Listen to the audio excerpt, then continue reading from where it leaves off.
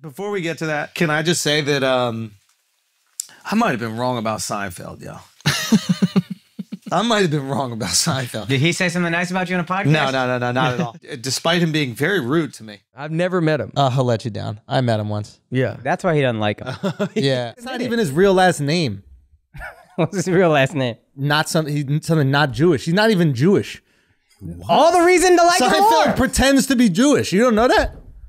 That just makes me love him more. Seinfeld's not actually Jewish. An insincere compliment is just as nice.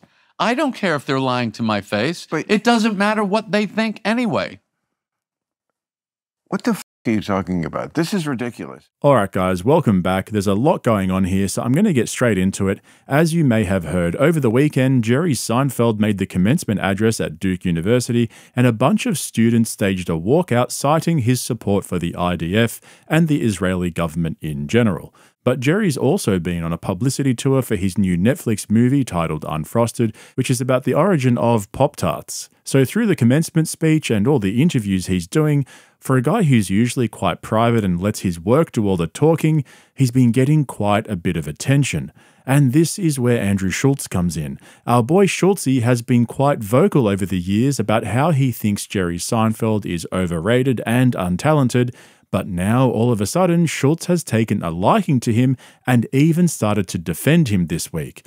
So I'm going to take you through Schulz's emotional arc with Jerry and explain exactly why he's changed his mind. I'm going to take you through a couple of the highlights from Jerry's commencement speech and show you Schulz's reaction to it. We'll also take a look at a couple of clips from Jerry's recent appearance on Bill Maher's podcast, and we'll also hear from Papa Rogan. Like I said, guys, there's a lot happening here, but before we go through everything, I want to give you the underlying point here that I'm trying to make, so you're not going into this blindly. If you're new to this channel, one of the things that my regulars and I dedicate a lot of time to is calling out the hypocrisy of the podcast elites and exposing their lies and contradictions. And one of the things that we've noticed is how Rogan and his buddies are slowly becoming what they always used to criticize. They started out by pitching themselves as an alternative to mainstream media, where they were looser in their conversations. It was a lot more casual and uncensored, which made it easier to watch and listen to. But slowly, as they found fame and bags and bags and bags of money, they began to replace the establishment media and they created their own version of the elite. Their podcast became corporatized, they began to brag about their excessive lifestyles, and they talked down to their fans who called them out for being douchey. They're the living embodiment of the saying, you either die a hero or you live long enough to see yourself become the villain. And so Andrew Schulz's backflip on Jerry Seinfeld this week is the perfect example on this. But first, let me show you how all of this started. Why do they even make the end of the bread? If we don't use it, just stop the bread. It's a good point. It's a good point. You've been bringing up great points and acting like that's a regular Seinfeld bit. I'm like, yo, that's a banger. Yeah. Seinfeld's whole act. I'll write Seinfeld. It's great points? Right now. Just right now, like this. Boom. Trash. Seinfeld's trash. Why do they call it air? Air can't jump. Nah. That's Seinfeld, son. That's I don't even get it. Air's just up there. What's the deal? Why do you warm up, not warm down? Yes. Oh, whoa. Seinfeld a living legend. Why is it warm? That is such a Seinfeld type. We call it warm up, but then we call it cool down. But heat rises.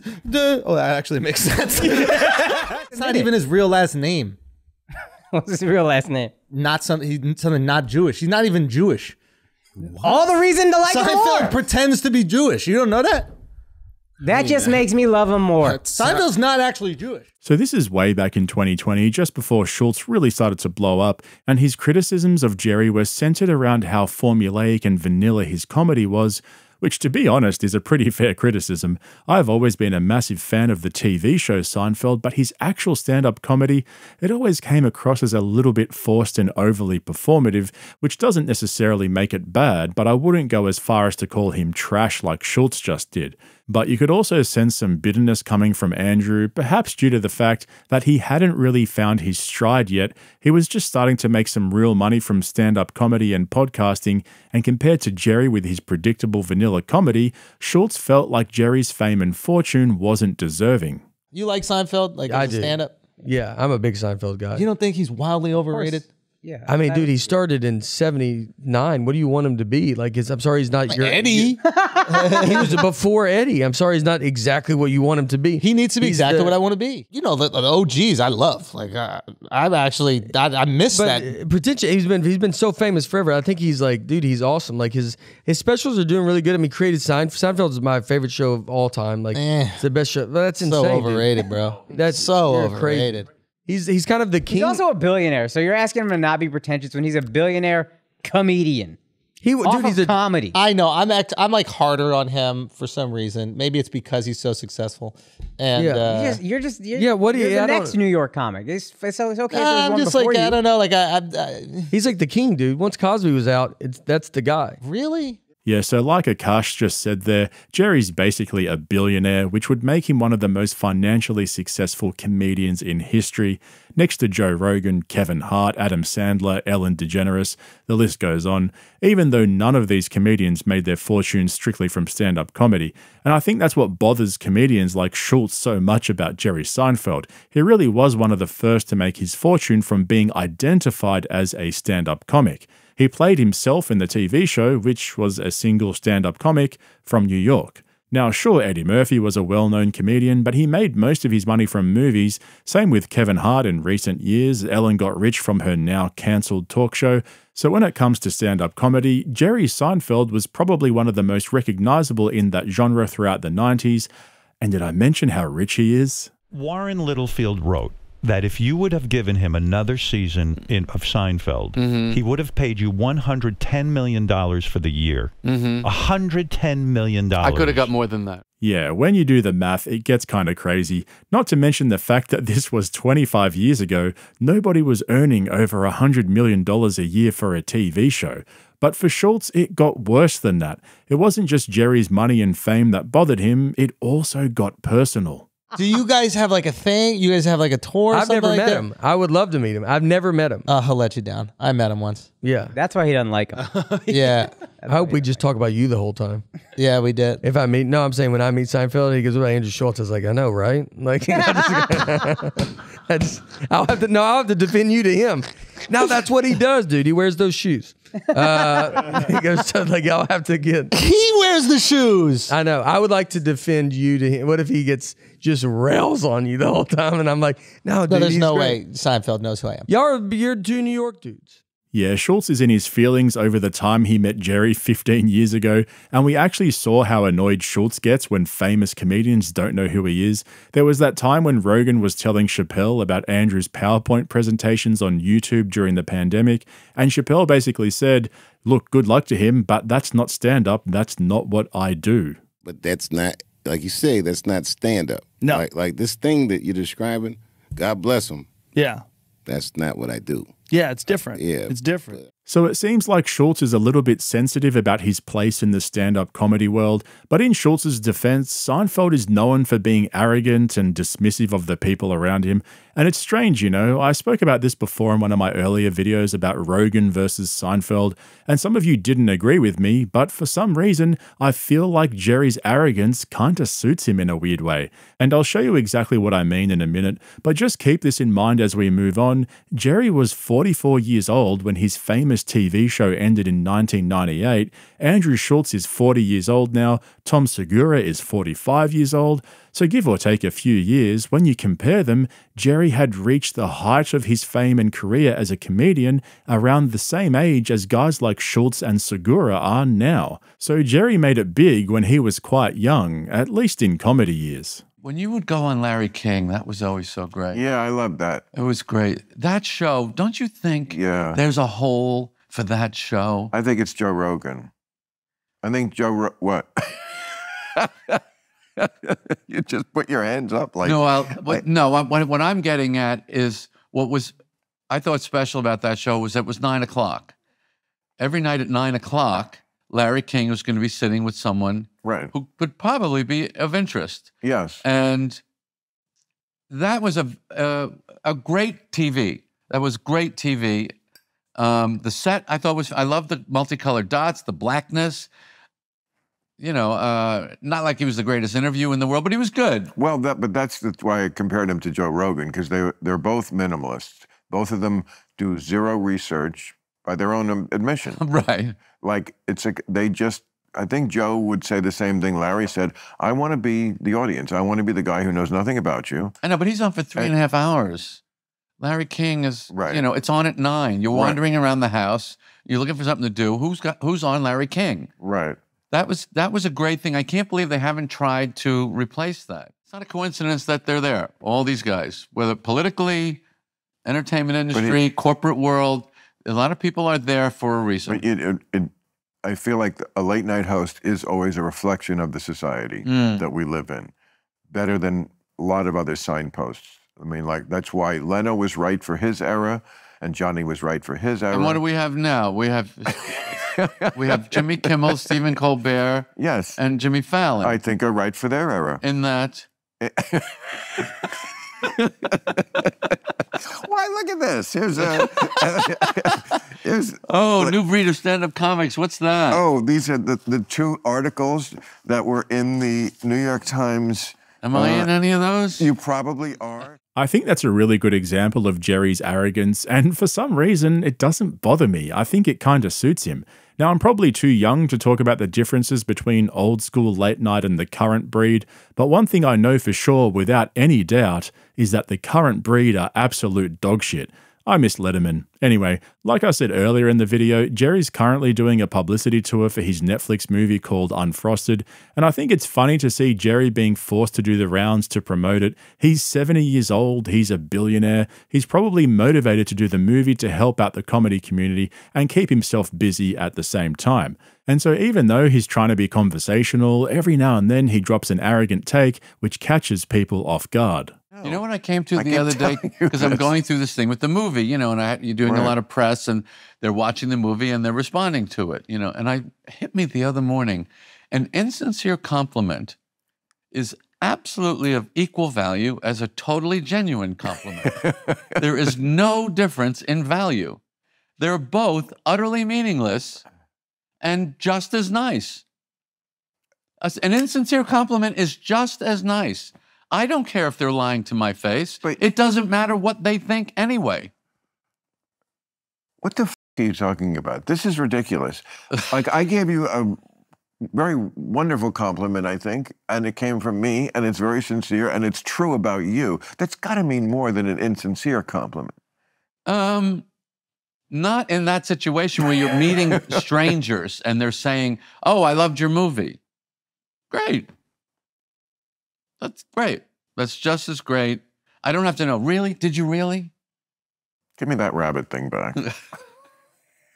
A compliment from you who knows me. That's what I'm saying. That's different. Oh, okay.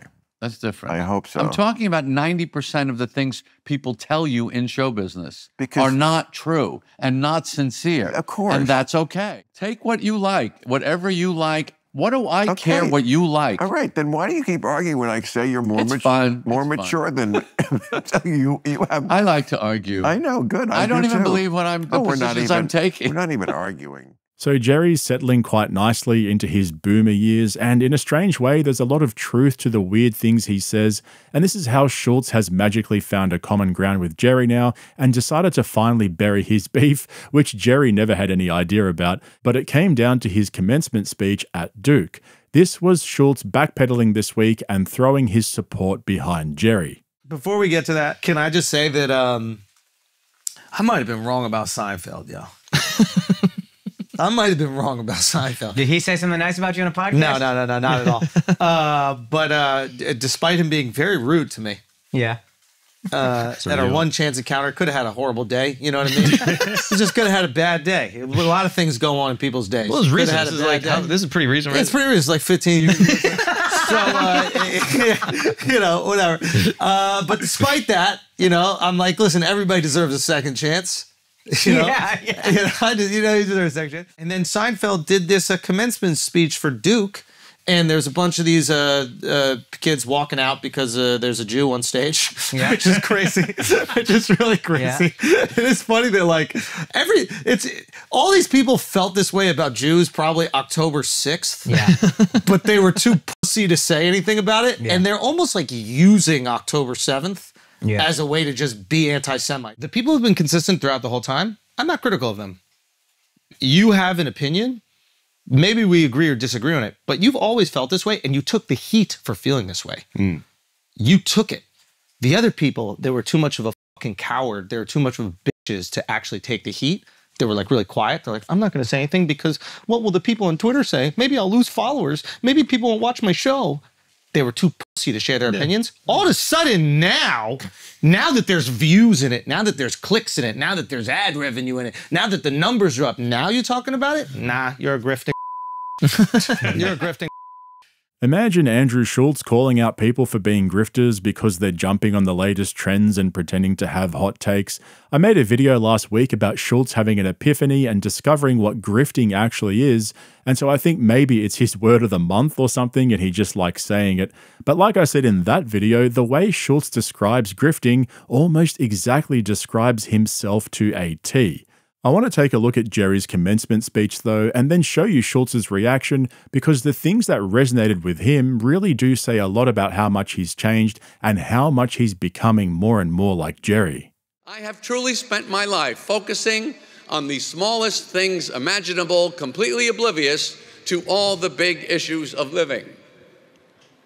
Find something where you love the good parts and don't mind the bad parts too much. The torture you're comfortable with. This is the golden path to victory in life. Work, exercise, relationships, they all have a solid component of pure torture, and they are all 1000% worth it. The only two things you ever need to pay attention to in life are work and love. Things that are self-justified in the experience, and who cares about the result? Stop rushing to what you perceive as some valuable endpoint. Learn to enjoy the expenditure of energy that may or may not be on the correct path. About work, you know how they always say nobody ever looks back on their life and wishes they spent more time at the office? Well, why? Why don't they? Guess what? Depends on the job. If you took a stupid job that you find out you hate and you don't leave, that's your fault. Don't blame work. Work is wonderful. I definitely will not be looking back on my life wishing I worked less. If that's not how you feel at work, quit. On your lunch break, disappear. Make people go, what happened to that guy? I don't know. He said he was getting something to eat, never came back. The other thing I see going on that throws a lot of people off these days is thinking, I've got to make as much money as I can. I personally believe the real game is I want to have the coolest job. When I started out as a comedian, I did not think I was funny. I thought I'm a little funny. Maybe I wouldn't have to be that funny. I just have to be funny enough to feed one person. And I could do that with a loaf of Wonder Bread and a jar of peanut butter. I just wanted to have this super cool job. And cool is a word not easily defined. It's really just whatever you think is cool. So just go for what you think is the coolest. Money will be made eventually, somehow. Try not to think about it so much. I see this messing people up a lot. Put it to the side a little. Don't think about having, think about becoming. Having is fine, but focus on becoming. That is where it's at. Oh man, I'm so done listening to billionaires and millionaires telling us to stop worrying about money and just to work hard, and if you don't like your job, just quit, you'll figure it out. Try not to focus on having stuff, says the guy with a car collection of over 150 exotic cars. Jerry has the same exact Porsche in different colors. Yeah, that's a lot of stuff, huh? But finally for Schulz, now that he's part of the rich comedy elite, he can finally relate to what Jerry was saying. Anyway, his speech was actually really good. Yeah. I thought his speech was really cool. Maybe there's like a... My wife sent it to me on TikTok, but I'm sure there's like a longer version of it. But he just talked about like the 3 things in life that he's... his 3 like lessons for life. And I thought they were really good. So yeah, maybe I was wrong. I basically said though, like, I'm willing to forgive him if he apologizes. You know what I mean? I'm willing to forgive him if he apologizes for that thing that he has no clue that he did 15 years ago. But I thought what was really interesting is falling in love with these little things. Yeah. And how valuable that can be and how much joy can come to your life from that. And it's very easy to just focus on the biggest things that are happening in the world. What are the biggest issues? What do I need to get done? What should I care about when there are things that we absolutely love right in front of us that might make no sense to anybody else, but those things are going to end up bringing us maybe equal joy, maybe more joy. The other thing I loved was just working hard. Like, yeah, and swing the bat. Yeah, even if you don't know what you're doing, just work hard and fucking take the chance and swing. And it was great. Yeah. And yeah, I thought it was good. It was and also looking at the things you have as a privilege. Yeah. But yeah, I thought it was really good. I mean, it's still him forever. No, no. You know, because he did something to me. You're being so anti-Semitic. I know, yeah. Why the hell do you hate this guy just because he's a Jewish kid from Brooklyn? I mean, what's wrong with you, bro? Now, don't get me wrong, I agree that you should work hard and be grateful for what you have, take chances in life, don't play it safe, take a risk, swing the bat. But why is it that all the guys preaching about these things are either Nepo babies or struck it lucky and got rich in the absence of any real hard work? I mean, most of us are working hard, most of us are taking risks, we're swinging the bat every day, but statistically we can't all make it big and become millionaire comedy podcasters. That's the point I'm trying to make here. When these guys were still coming up, they used to hate Jerry and they were bitter because he was so rich and successful. But when they achieve their own fame and fortune, all of a sudden they start preaching the same empty platitudes. Remember when Rogan was telling The Rock how he realized when he got his first big paycheck that the secret to happiness is not being poor? I realized when I was young, I got a development deal for Disney when I was, I think I was 25, 26. And I got this development deal, and all of a sudden they gave me like, I think it was like $100,000. And I had money in the bank. I was like, this is crazy. All of a sudden I had money. Like my whole life I was poor. And my whole life I was like wondering how I was going to, when I was on my own, and it was like, how am I paying the bills?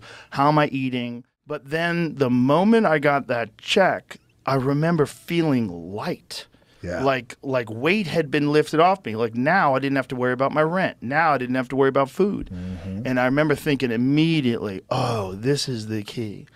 You just got to not get to a place where you're not worried about your bills. If that means like spend less money, if that means like live a more prudent lifestyle, whatever you have to do. So then I was like, okay, now the most important thing is keep going. Yeah. Like make sure you don't lose any ground here and keep going, because now you know what it's like to be successful. Continue that. Do whatever the you have to do, whatever work you have to put in to continue that. Yeah. And then when I got to a place where I felt like I have enough money that I feel really secure, then I started to learn how to be happy. Brian Count said something to me once, and I never forgot it. He said, and we were kids. We were in our 20s. He said, the only amount of money you need is so that you can go to a restaurant and not care what things cost. Everything else is bullshit. If you got enough money, we can go to a restaurant, you don't worry. Just order a bottle of wine, order meat, order whatever you want to eat. You don't think about the price. He goes, that's real freedom. I experienced that leap, that jump, when I got a development deal. So I was like, I guess I was 25, 26 maybe, 25. And I got this development deal from Disney. And it was like $150,000, and I couldn't believe it. I had $150,000. This is nuts. And I felt like a physical weight lift over my shoulders. So I get what Rogan's saying there. It's nice to be able to go out and have a nice dinner and a bottle of wine and not have to worry about how much the bill is, but to say that's true freedom is just wild. True freedom is not having to worry about your rent or your bills, your healthcare, etc. I would take that freedom over a steak and a red wine any day. And this is where I wanted to get to with you guys in this video. All of these guys were meant to be the alternative to the elite establishment, but they're so far removed from reality now, especially Rogan. I mean, he's been independently wealthy since his mid-20s. Now he's preaching ice baths and saunas, TRT, HGH, dozens of vitamins, 2-hour morning routines. I don't think he realizes how unattainable all of that is for his average viewer, and his solution is just get money. I mean, he literally said, find a way to get money and you'll start to be happy. If that's not the most boomer take ever, then I'm fucking Santa Claus. I mean, seriously. Remember last week when Bert Kreischer was telling us about how he started channeling his goals into the universe so he could manifest buying a new house? And his producers laughed at him for saying buying a house was a small goal? And after all that crap that Tom Segura went through over the last couple of years with the pause and the airport meltdowns and telling his angry fans to change their attitude so they can pay their rent, He thought it would be a good idea to post this video yesterday. These guys just don't get it, and it seems like they never will. Just when you think they've turned a corner and started to make changes, they prove you wrong and double down on their hypocrisy, and don't even get me started on Brendan Business Shark Schaub. So when Schulz tries to call out all these grifters for jumping on the latest trends and monetizing drama for a profit, he really needs to take a look in the mirror and realize that he's describing himself. And as for his emotional arc with Jerry Seinfeld, it's so predictable that after his continuous rise, Schulz is starting to agree more and more with Jerry. The difference is, like I've been saying, Jerry's old school. He's 70 years old now, and even though he's got boomer life advice, he still has his charm about him that Rogan and his buddies don't seem to be able to grasp. You'll see what I mean in the closing clip I have for you guys right at the end of this video. I'm getting pretty sick and tired of rich comedians telling us to work harder and not worry so much about money. But on the other hand, work hard and get money so you can be happy. And the best one is just be grateful for what you have. I remember when comedians used to be funny. Anyway, thanks for joining me on this one. I hope you enjoyed it. Let me know what you guys think in the comments below, and remember to check out my Patreon via the link below if you're interested in additional uncensored content. Otherwise, if you're not a regular of this channel, hit the subscribe button and don't forget to give me a thumbs up if you ended up enjoying this video. Thanks for watching. I'll catch you in the next one. By the way, drink? You don't drink? Or you just have I drink, but it's a little early, and I'm driving. Oh, you're driving. You drove yourself. Yeah. What a stud. Yeah. But we know how you feel about cars. Yeah, I drove an old Mercedes-Benz diesel here. I mean, that level of car, I mean, I guess Jay has it too. Level of car enthusiasm. Yeah. I don't want to talk about that. I don't either. I don't like to, I know it's not of any interest, but...